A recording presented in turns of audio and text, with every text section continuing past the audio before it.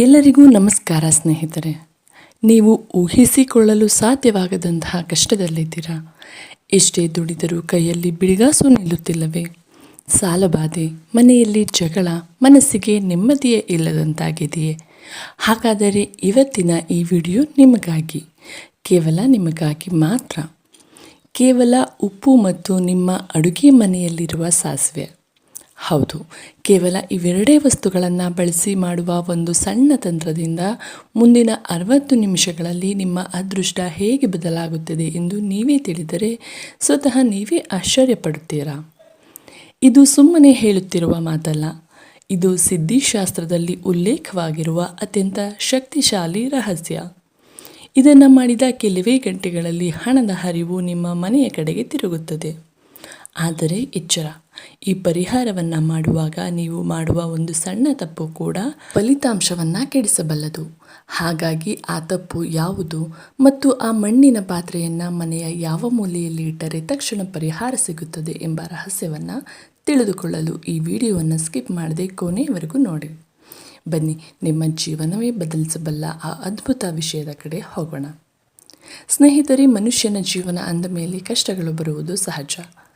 ಆದರೆ ಕೆಲವು ಕಷ್ಟಗಳು ಹೇಗಿರುತ್ತವೆ ಅಂದರೆ ಅವು ನಮ್ಮನ್ನು ಉಸಿರಾಡಲು ಸಹ ಬಿಡುವುದಿಲ್ಲ. ನಾವು ಎಷ್ಟೇ ಕಷ್ಟಪಟ್ಟು ಹಗಲು ರಾತ್ರಿ ದುಡಿದರೂ ತಿಂಗಳ ಕೊನೆಗೆ ಕೈಕಾಲಿ, ಬಂದ ದುಡ್ಡೆಲ್ಲ ನೀರಿನಂತೆ ಖರ್ಚಾಗಿ ಹೋಗುತ್ತದೆ. ಸಾಲಗಾರರ ಕಾಟ, ಮನೆಯಲ್ಲಿ ಗಂಡ ಹೆಂಡತಿಯರ ನಡುವೆ ಕಾರಣವಿಲ್ಲದೆ ಜಗಳಗಳು, ಇವೆಲ್ಲವೂ ನಮ್ಮ ಮನೆಯಲ್ಲಿ ದಾರಿದ್ರ್ಯ ತಾಂಡವ ಆಡುತ್ತಿದೆ ಎನ್ನುವ ಸೂಚನೆಯಾಗಿರುತ್ತದೆ. ಆದರೆ ಇದಕ್ಕೆಲ್ಲ ಪರಿಹಾರ ಏನು? ನಾವು ಸಾವಿರಾರು ರೂಪಾಯಿ ಖರ್ಚು ಮಾಡಿ ಪೂಜೆಗಳನ್ನು ಮಾಡಿಸುತ್ತೇವೆ, ಹೋಮ ಹವನಗಳನ್ನು ಮಾಡಿಸುತ್ತೇವೆ. ಆದರೂ ಫಲಿತಾಂಶ ಶೂನ್ಯ. ಎಷ್ಟೋ ಜನ ಕೊರಗುತ್ತಿರುತ್ತಾರೆ. ಆದರೆ ನಮ್ಮ ಹಿರಿಯರು, ಋಷಿಮುನಿಗಳು ಸಿದ್ಧಿಶಾಸ್ತ್ರದಲ್ಲಿ ತಿಳಿಸಿರುವ ಕೆಲವು ಸರಳ ಪರಿಹಾರಗಳು ನಮಗೆ ಗೊತ್ತೇ ಇರುವುದಿಲ್ಲ. ಅದರಲ್ಲಿಯೂ ಮುಖ್ಯವಾಗಿ ಉಪ್ಪು ಮತ್ತು ಸಾಸಿವೆ. ಇವು ಕೇವಲ ಅಡುಗೆ ಪದಾರ್ಥಗಳಲ್ಲ, ಇವು ಸಾಕ್ಷಾತ್ ದೈವಿಕ ಶಕ್ತಿಯುಳ್ಳ ವಸ್ತುಗಳು. ಇವತ್ತು ನಾವು ನಿಮಗೆ ತಿಳಿಸಿಕೊಡುತ್ತಿರುವ ಈ ಪರಿಹಾರಕ್ಕೆ ನೀವು 1 ರೂಪಾಯಿಯನ್ನು ಕೂಡ ಖರ್ಚು ಮಾಡಬೇಕಿಲ್ಲ. ಆದರೆ ಇದರ ಶಕ್ತಿ ಎಷ್ಟಿದೆ ಎಂದರೆ ಇದನ್ನು ಶ್ರದ್ಧೆಯಿಂದ ಮಾಡಿದರೆ ಸಾಕು. ನಿಮ್ಮ ಮನೆಯಲ್ಲಿ ಎಷ್ಟೇ ದೊಡ್ಡ ನಕಾರಾತ್ಮಕ ಶಕ್ತಿ ಇದ್ದರೂ ಅದು ತೊಲಗಿ ಸಾಕ್ಷಾತ್ ಮಹಾಲಕ್ಷ್ಮಿ ನಿಮ್ಮ ಮನೆಯ ಬಾಗಿಲು ಬಡಿಯುತ್ತಾಳೆ. ವಿಷಯಕ್ಕೆ ಹೋಗುವ ಮುನ್ನ ನೀವಿನ್ನೂ ನಮ್ಮ ಜಾಯಿಂಟ್ ಟು ಸಕ್ಸಸ್ ಯೂಟ್ಯೂಬ್ ಚಾನಲ್ಗೆ ಸಬ್ಸ್ಕ್ರೈಬ್ ಮಾಡಿಲ್ಲ ಅಂದರೆ ದಯವಿಟ್ಟು ಈಗಲೇ ಸಬ್ಸ್ಕ್ರೈಬ್ ಮಾಡಿ. ಹಾಗೆ ವಿಡಿಯೋ ನೋಡುತ್ತಿರುವ ಪ್ರತಿಯೊಬ್ಬರೂ ಕೂಡ ತಾಯಿ ಲಕ್ಷ್ಮಿಯ ಅನುಗ್ರಹ ನಮಗೆ ಸಿಗಲಿ ಎಂದು ಪ್ರಾರ್ಥಿಸುತ್ತಾ ಕಾಮೆಂಟ್ ಬಾಕ್ಸ್ನಲ್ಲಿ ಓಂ ಶ್ರೀ ಮಹಾಲಕ್ಷ್ಮಿ ಎಂದು ಬರೆಯುವುದನ್ನು ಮರೆಯಬೇಡಿ. ನಿಮ್ಮ ಒಂದು ಕಾಮೆಂಟ್ ನಿಮ್ಮ ಸಂಕಲ್ಪವನ್ನು ಗಟ್ಟಿ ಮಾಡುತ್ತದೆ. ಸ್ನೇಹಿತರೆ, ಮೊದಲಿಗೆ ನಾವು ಅರ್ಥ ಮಾಡಿಕೊಳ್ಳಬೇಕಾದ ವಿಷಯವೇನೆಂದರೆ ಉಪ್ಪು ಮತ್ತು ಸಾಸಿವೆಯನ್ನೇ ಈ ಪರಿಹಾರಕ್ಕೆ ಏಕೆ ಬಳಸಬೇಕು. ಇಲ್ಲಿದೆ ಅಸಲಿ ರಹಸ್ಯ. ಸ್ನೇಹಿತರೆ, ಉಪ್ಪು ಅಂದರೆ ಕೇವಲ ರುಚಿಗಾಗಿ ಬಳಸುವ ವಸ್ತುವಲ್ಲ. ಆಧ್ಯಾತ್ಮಿಕವಾಗಿ ಮತ್ತು ವೈಜ್ಞಾನಿಕವಾಗಿ ಉಪ್ಪು ಎಂಬುದು ಸಾಕ್ಷಾತ್ ಮಹಾಲಕ್ಷ್ಮಿಯ ಸ್ವರೂಪ.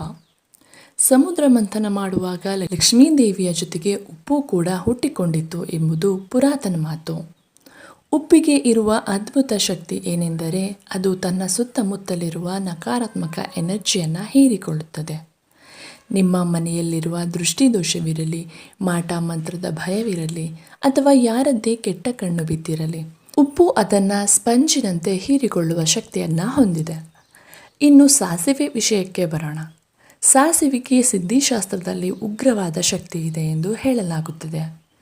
ಎಂತಹದ್ದೇ ದೃಷ್ಟಿ ದೋಷವಿದ್ದರೂ ಅದನ್ನು ಸುಟ್ಟು ಬೂದಿ ಮಾಡುವ ತಾಕತ್ತು ಸಾಸಿವೆಗಿದೆ. ನೀವು ಗಮನಿಸಿರಬಹುದು, ಮನೆಯಲ್ಲಿ ಯಾರಿಗಾದರೂ ದೃಷ್ಟಿಯಾದರೆ ಹಿರಿಯರು ಸಾಸಿವೆ ಹಾಕಿ ದೃಷ್ಟಿ ತೆಗೆಯುತ್ತಾರೆ. ಯಾಕೆಂದರೆ ಸಾಸಿವೆ ಸಿಡಿದಾಗ ಅದರಲ್ಲಿರುವ ನೆಗೆಟಿವ್ ಎನರ್ಜಿ ಕೂಡ ಛಿದ್ರವಾಗುತ್ತದೆ. ಆದರೆ ಸ್ನೇಹಿತರೆ, ಕೇವಲ ಉಪ್ಪು ಮತ್ತು ಸಾಸಿವೆ ಇದ್ದರೆ ಸಾಲದು. ಇದನ್ನು ಬಳಸುವಾಗ ನಾವು ತೆಗೆದುಕೊಳ್ಳುವ ಪಾತ್ರೆ ಯಾವುದು ಎಂಬುದು ನಿಮ್ಮ ಯಶಸ್ಸನ್ನು ನಿರ್ಧರಿಸುತ್ತದೆ. ಸ್ಟೀಲ್ ಅಥವಾ ಪ್ಲಾಸ್ಟಿಕ್ ಪಾತ್ರೆ ಬಳಸಿದರೆ ಏನಾಗುತ್ತದೆ ಗೊತ್ತಾ? ಈ ಪರಿಹಾರ ಸಂಪೂರ್ಣ ವಿಫಲವಾಗುತ್ತದೆ. ಹಾಗಾದರೆ ಯಾವ ಪಾತ್ರೆಯನ್ನು ಬಳಸಬೇಕು ಮತ್ತು ಆ ಪಾತ್ರೆಗೆ ಉಪ್ಪನ್ನು ಹಾಕುವಾಗ ನಿಮ್ಮ ಮನಸ್ಸಿನಲ್ಲಿ ಅಂದುಕೊಳ್ಳಬೇಕಾದ ಆ ಒಂದು ಸಾಲು ಯಾವುದು? ಅದನ್ನು ಮುಂದೆ ತಿಳಿಸುತ್ತೇವೆ, ಕೇಳಿ. ಸ್ನೇಹಿತರೆ, ಈಗ ಪರಿಹಾರವನ್ನು ಮಾಡುವ ನಿಖರವಾದ ವಿಧಾನವನ್ನು ಹಂತ ಹಂತವಾಗಿ ತಿಳಿಸುತ್ತೇನೆ. ದಯವಿಟ್ಟು ಎಲ್ಲೂ ಗಮನ ಬೇರೆ ಕಡೆ ಕೊಡಬೇಡಿ. ಮೊದಲನೆಯದಾಗಿ ಈ ಪರಿಹಾರಕ್ಕೆ ನಮಗೆ ಬೇಕಾಗಿರುವುದು ಒಂದು ಮಣ್ಣಿನ ಪಾತ್ರೆ. ಅದು ಚಿಕ್ಕದಾಗಿರಲಿ ಅಥವಾ ದೊಡ್ಡದಾಗಿರಲಿ ಪರವಾಗಿಲ್ಲ, ಆದರೆ ಕಡ್ಡಾಯವಾಗಿ ಮಣ್ಣಿನ ಪಾತ್ರೆಯೇ ಆಗಿರಬೇಕು. ಯಾಕೆಂದರೆ ಮಣ್ಣು ಭೂಮಿಯ ಸಂಕೇತ.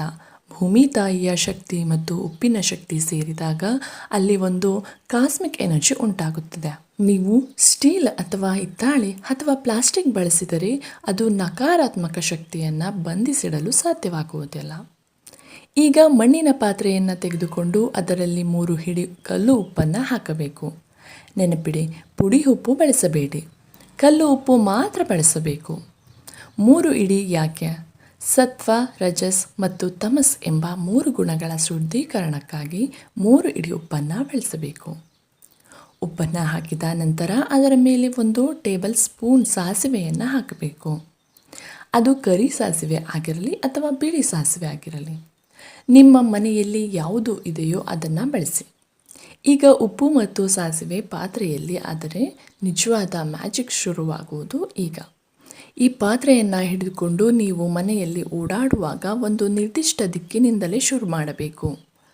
ತಪ್ಪು ದಿಕ್ಕಿನಲ್ಲಿ ಹೋದರೆ ಕಷ್ಟಗಳು ಹೆಚ್ಚಾಗುವ ಸಾಧ್ಯತೆ ಇರುತ್ತದೆ. ಹಾಗಾದರೆ ಯಾವ ದಿಕ್ಕಿನಲ್ಲಿ ಹೋಗಬೇಕು? ಬನ್ನಿ ನೋಡೋಣ. ಈಗ ಮಣ್ಣಿನ ಪಾತ್ರೆಯಲ್ಲಿ ಉಪ್ಪು ಮತ್ತು ಸಾಸಿವೆ ಇದೆ. ಆ ಪಾತ್ರೆಯನ್ನು ನಿಮ್ಮ 2 ಕೈಗಳಿಂದ ಜೋಪಾನವಾಗಿ ಹಿಡಿದುಕೊಳ್ಳಿ. ಈಗ ನೀವು ಮಾಡಬೇಕಾದ ಕೆಲಸ ಬಹಳ ಮುಖ್ಯವಾದದ್ದು. ನಿಮ್ಮ ಮನೆಯ ಮುಖ್ಯದ್ವಾರದಿಂದ ಆರಂಭಿಸಿ ಮನೆಯ ಪ್ರತಿಯೊಂದು ಮೂಲೆಗೂ ಪ್ರತಿಯೊಂದು ಕೋಣೆಗೂ ಈ ಪಾತ್ರೆಯನ್ನು ತೆಗೆದುಕೊಂಡು ಹೋಗಬೇಕು. ಅಡುಗೆ ಮನೆ, ಬೆಡ್ರೂಮ್, ಹಾಲ್, ದೇವರ ಕೋಣೆ, ಹೀಗೆ ಮನೆಯ ಎಲ್ಲ ಮೂಲೆಯನ್ನು ಬಿಡಲೇಬಾರದು. ಹೀಗೆ ಓಡಾಡುವಾಗ ಸುಮ್ಮನೆ ಓಡಾಡಬೇಡಿ. ಇಲ್ಲಿ ನಿಮ್ಮ ಮನಸ್ಸಿನ ಸಂಕಲ್ಪ ಬಹಳ ಮುಖ್ಯ.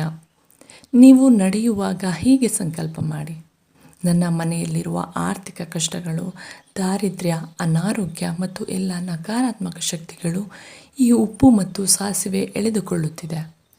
ನನ್ನ ಮನೆ ಈಗ ಪರಿಶುದ್ಧವಾಗುತ್ತಿದೆ ಎಂದು ಬಲವಾಗಿ ನಂಬಿ. ನೀವು ನಡೆಯುತ್ತಿರುವಾಗ ಆ ಉಪ್ಪು ನಿಮ್ಮ ಮನೆಯ ಗೋಡೆಗಳಲ್ಲಿ ಅಡಗಿಟ್ಟಿರುವ ಕೆಟ್ಟ ಶಕ್ತಿಯನ್ನು ಸೂಜಿಗಲ್ಲಿನಂತೆ ಎಳೆದುಕೊಳ್ಳುತ್ತಿದೆ ಎಂದು ಭಾವಿಸಿ. ಸ್ನೇಹಿತರೆ, ಸಿದ್ಧಿಶಾಸ್ತ್ರದ ಪ್ರಕಾರ ಈ ರೀತಿ ಇಡೀ ಮನೆ ಸುತ್ತುವುದರಿಂದ ಅಲ್ಲಿರುವ ನೆಗೆಟಿವ್ ವೈಬ್ರೇಷನ್ಗಳು ಆ ಮಣ್ಣಿನ ಪಾತ್ರೆಯೊಳಗೆ ಬಂಧಿಸಿಡಲ್ಪಡುತ್ತದೆ.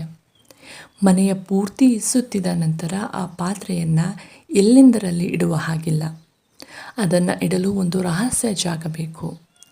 ಯಾರಿಗೂ ಕಾಣಿಸದ, ಯಾರ ಕಣ್ಣಿಗೂ ಬೀಳದ ಆ ಜಾಗ ಯಾವುದು ಮತ್ತು ಆ ಪಾತ್ರೆಯನ್ನು ಎಷ್ಟು ಗಂಟೆಗಳ ಕಾಲ ಅಲ್ಲಿ ಇಡಬೇಕು?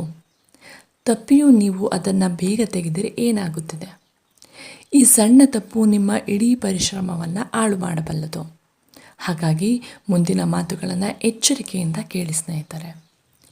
ಇಡೀ ಮನೆ ಸುತ್ತಿದ ನಂತರ ಆ ಮಣ್ಣಿನ ಪಾತ್ರೆಯನ್ನು ತೆಗೆದುಕೊಂಡು ಹೋಗಿ ಮನೆಯ ಯಾವುದಾದರೂ ಒಂದು ಮೂಲೆಯಲ್ಲಿ ಇಡಬೇಕು. ಎಂತಹ ಮೂಲೆ ಎಂದರೆ ಅಲ್ಲಿ ಕತ್ತಲು ಇರಬೇಕು ಮತ್ತು ಮನೆಯವರು ಅಥವಾ ಹೊರಗಿನವರ ಕಣ್ಣು ಆ ಪಾತ್ರೆಯ ಮೇಲೆ ಬೀಳಬಾರದು. ಉದಾಹರಣೆಗೆ ಕಪಾಟಿನ ಕೆಳಗೆ ಅಥವಾ ಸ್ಟೋರ್ ರೂಮ್ ಮೂಲೆಯಲ್ಲಿ ಇಡಬಹುದು. ಆದರೆ ನೆನಪಿಡಿ, ಇದನ್ನು ಯಾರಿಗೂ ಹೇಳಬೇಡಿ. ನಾನು ಈ ಪರಿಹಾರ ಮಾಡಿದ್ದೇನೆ ಎಂದು ಡಂಗೂರ ಸಾರಿದರೆ ಅದರ ಶಕ್ತಿ ಕುಂದುತ್ತದೆ. ಪರಿಹಾರ ಯಾವಾಗಲೂ ಗುಪ್ತವಾಗಿದ್ದರೆ ಮಾತ್ರ ಫಲ ನೀಡುತ್ತದೆ.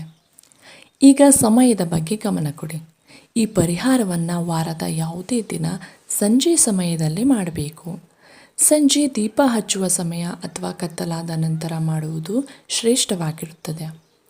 ಒಮ್ಮೆ ಆ ಪಾತ್ರೆಯನ್ನು ಮೂಲೆಯಲ್ಲಿ ಇಟ್ಟ ನಂತರ ಕನಿಷ್ಠ 24 ಗಂಟೆಗಳ ಕಾಲ ಅದನ್ನು ಮುಟ್ಟಲು ಹೋಗಬೇಡಿ.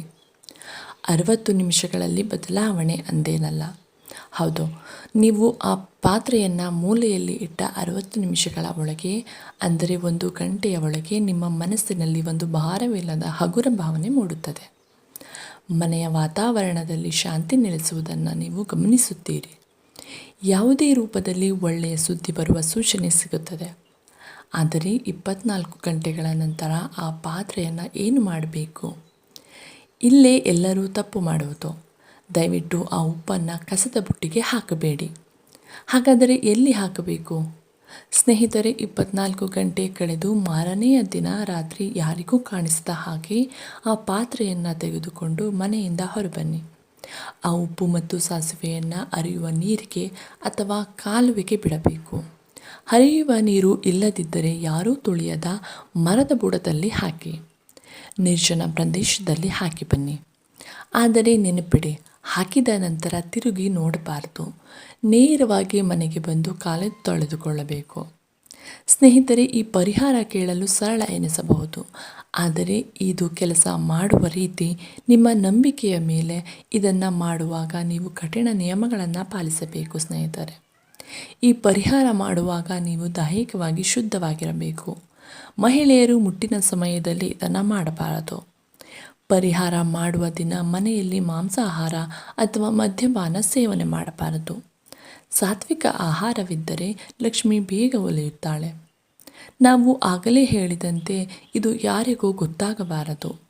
ನಿಮ್ಮ ಸಂಕಷ್ಟಗಳು ಪರಿಹಾರವಾದ ಮೇಲೆ ಬೇಕಾದರೆ ನೀವು ಬೇರೆಯವರಿಗೆ ಹೇಳಿ, ಆದರೆ ಮಾಡುವಾಗ ಮೌನವಾಗಿರಿ.